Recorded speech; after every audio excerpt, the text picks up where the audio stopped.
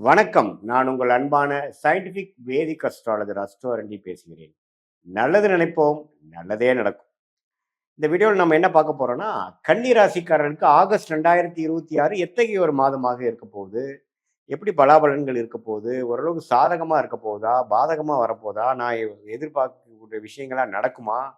எது மாரி விஷயங்கள் போகுதுங்கிறது இந்த வீடியோல நம்ம பார்க்க போறோம். சயின்டிஃபிக் வேதிக் அஸ்ட்ராலஜி முறையில எதையும் மிகைப்படுத்தாமல் உள்ளது உள்ளவாறு இந்த ஒளி தத்துவம் இந்திய வேத ஜோதிட அடிப்படையில் எப்படி செயல்படுகிறது, இந்த மாதிரி பரிகாரங்கள் அருள்வாக்கு அது மாதிரி விஷயத்துக்கு போகாமல் மிகைப்படுத்தாமல் சயின்டிஃபிக்கா நாம பார்க்க போறோம்.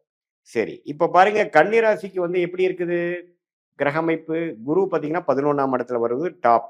ரொம்ப நல்ல ஒரு விஷயம். ஏன்னா 11ங்கிற லாபஸ்தானத்துக்கு உச்ச குரு வருவது 12 வருஷத்துக்கு ஒரு தடவை தான் கன்னிராசிக்கு வராரு. அது வந்திருக்கு.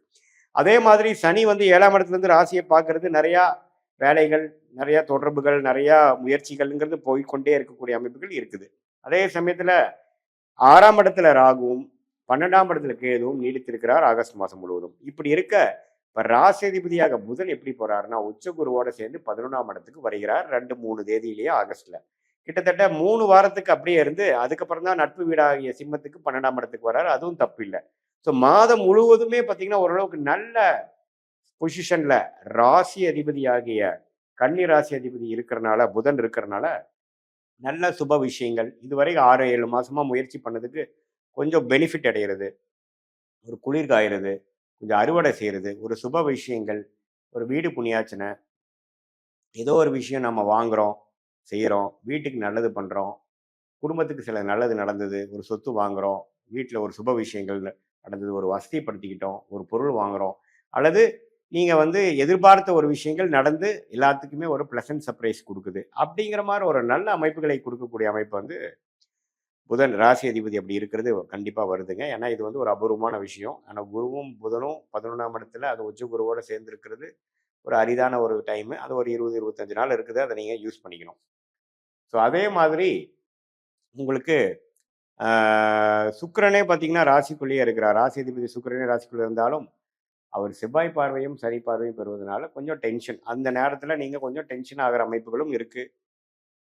கொஞ்சம் அது ஆயிருமா ஆயிராதாங்கிற மாதிரி இருக்கும்.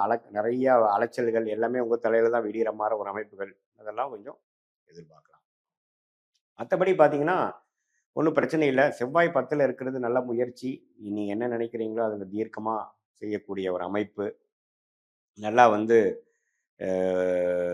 காலையிலேருந்து என்னன்னா, எந்த ஒரு விஷயமும் பிரச்சனைகள் வர வர நீங்க அதை எதிர்கொண்டு அதை வந்து நீங்க ஃபேஸ் பண்ணி போராட்டங்களே நிறைந்ததாக இருந்தாலும், போராடிக்கொண்டே இருக்கக்கூடிய ஒரு அமைப்பு. அதில வெற்றியும் பார்க்கக்கூடிய அமைப்பு இருக்குங்க. சூரியனும் 11ஆம் இடத்துல இருக்கிறார். அப்புறம் 12ஆம் இடத்துக்கு வரார். எல்லாமே ஓரளவுக்கு லாபங்களும், ஒரு சந்தோஷமும் பெறக்கூடிய ஒரு அற்புதமான ஒரு காலகட்டமா தான் நமக்கு வந்து இப்ப வந்து கண்டிப்பா கன்னி ராசிக்காரர்களுக்கு வருகிறது. ஸோ ஓரளவுக்கு பார்த்தீங்கன்னா, எல்லா கிரகமும் ஓரளவுக்கு நல்ல அமைப்புகள் இருக்கிறனால, ஒரு நல்ல விஷயமா நீங்க எதிர்பார்க்கலாம். நம்ப கஷ்டப்பட வேண்டிய அவசியம் இல்லை. அதனால பார்த்தீங்கன்னா, இந்த மாரி நேரத்தில சில விஷயங்கள் நீங்க சாதிச்சுக்கணும். கண்டிப்பா வந்து ஃப்யூச்சர்ல அது வந்து நல்ல பலனை குடுக்கும். படிக்கிற ஐடி துறையில இருக்கிறவங்க, ஆர்ட்டிஃபிஷியல் இன்டெலிஜென்ஸ்ங்கிற புதுசா வரக்கூடிய அமைப்பு, எலக்ட்ரானிக் இது எல்லாத்துலயுமே புதிய யுக்திகள் வரக்கூடிய லேட்டஸ்ட் டெக்னாலஜி வரக்கூடியவங்களுக்கு நல்ல ஒரு முன்னேற்றம், நல்ல ஒரு வாய்ப்பு, நல்ல ஒரு வேலை வாய்ப்பு, நல்ல ஒரு முன்னேற்றம். ஆல்ரெடி அது இருக்கிறவங்களுக்கு நல்ல ஒரு ப்ரொமோஷன். அது மாரி விஷயங்கள் கிடைக்குதுங்க. அதே மாதிரி அக்கவுண்ட், ஆடிட்டிங் லைன்ல இருக்கிறவங்களுக்கு நல்ல ஒரு அமைப்பு கிடைக்குது.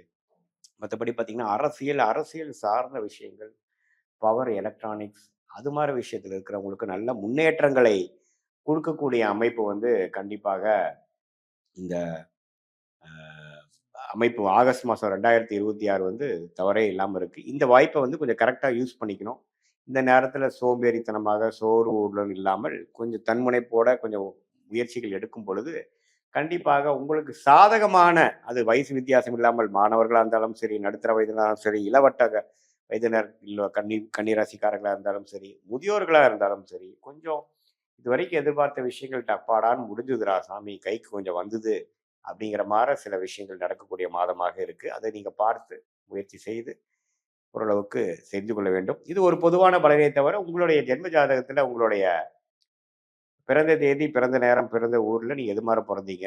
அது வைத்து நம்ம ஒரு அஸ்ட்ராலஜிக்கல் கன்சல்டேஷன் சயின்டிஃபிக் வேதிக் அஸ்ட்ராலஜி முறையில் பார்க்கும் பொழுது உங்களுக்கு அடுத்து வரக்கூடிய தசா புக்திகள் அந்தரங்கள் சூக்ஷ்மங்கள் எப்படி இருக்கு, 3 மாதம் எப்படி இருக்கு, அடுத்து வரக்கூடிய 6 மாதம் எப்படி இருக்கு, 1 இயர் எப்படி இருக்கு, லாங் டேர்ம் எப்படி இருக்கு, நீங்க எதை நோக்கி போகலாம், எதை நோக்கி நீங்க வந்து அவாய்ட் பண்ணணும், எது மாதிரி விஷயங்கள் உங்களுக்கு வந்து நன்மை கொடுக்கக்கூடிய அமைப்பாக இருக்கு, எது மாதிரி விஷயங்கள் வந்து உங்களுக்கு அவ்வளோ பாசிட்டிவா இல்லை, உங்களுக்கு யோகமான கிரகம் என்ன, உங்கள் யோகத்தை வந்து நீங்க எப்படி புரிந்து கொண்டு அது மாதிரி துறையில் எப்படி போறது, எந்த மாதிரி டைம்ல நீங்க மாறலாம், எந்த மாதிரி டைம்ல வந்து உங்களுக்கு தகுந்ததாக இருக்கு, வேலை மாறுதலுக்கு எப்போ நல்ல விஷயம், தொழில் அபிவிருத்தி எப்போ, தொழில் எப்போ ஆரம்பிக்கலாம், இடம் எப்போ வாங்கலாம், கடன் எப்போ குறையும், அது மாதிரி எல்லா காலகட்டத்துக்கும் கன்னிராசிக்காரர் உங்களுக்கு எது மாதிரி விஷயங்கள் நமக்கு பண்ணணும் அப்படிங்கிறது வந்து உங்களுடைய ஜாதகத்துல எது மாதிரி அமைப்புகள் இருக்கு, பாஸ்ட் இப்போ எப்படி நடந்திருக்கு, ஃபியூச்சர் எப்படி இருக்கு, எது மாதிரி லைன்ல போனா நமக்கு ஜெயிக்க முடியும், நம்ம டைரக்ஷன் என்ன, எந்த சாய்ஸ் எடுக்கலாங்கிறது சயின்டிஃபிக் வேதிக் அஸ்ட்ராலஜி முறை எதையும் மிகைப்படுத்தாமல் உள்ளது உள்ளவாறு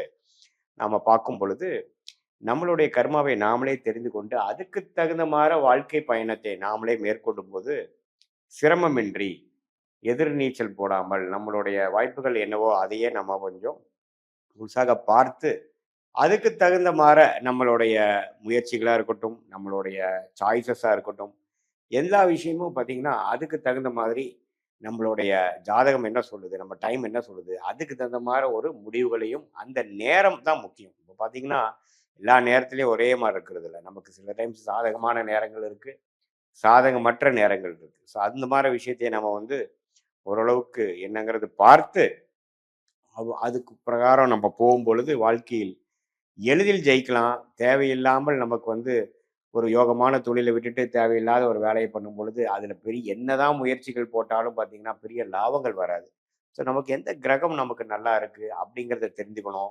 எது மாதிரி டைமில் நம்ம வந்து அது மாதிரி ரிஸ்க் எடுக்கலாம், எது மாதிரி டைமில் கல்யாணம் பண்ணுறது, நமக்கு ஏர்லி மேரேஜா லேட் மேரேஜா அல்லது திருமணம் காதல் திருமணமா அரேஞ்ச் மேரேஜ் வர மாதிரி எப்படி இருக்கா, நம்மளோட ஜாதகத்தில் சுக்கிரன் எப்படி இருக்கார், நம்ம ஜாதகத்தில் 7ஆம் இடங்கிற திருமண ஸ்தானம் எப்படி இருக்கு, லக்னம் எப்படி இருக்கு, லக்னாதிபதி எப்படி இருக்குது, செவ்வாய் எப்படி இருக்கு, இது மூலமாக நம்மளுடைய தொழில் அமைப்புகள், வேலை அமைப்புகள், நம்ம படிப்பு, நம்மளோட முன்னேற்றங்கள், நம்மளோட இன்ட்ரெஸ்ட், இது எல்லாம் எதை நோக்கி போய் கொண்டிருக்கிறதுங்கிறத சயின்டிஃபிக் வேதிக் அஸ்ட்ராலஜி முறையில் தெரிந்து கொண்டு அதுக்கு தகுந்த மாதிரி முடிவுகள் எடுக்கும் பொழுது வாழ்க்கையில் எளிதில் வெற்றி பெற முடியும் என்று சொல்ல விரும்புகிறேன். மீண்டும் மற்றொரு காணொளியில் சந்திப்போம்.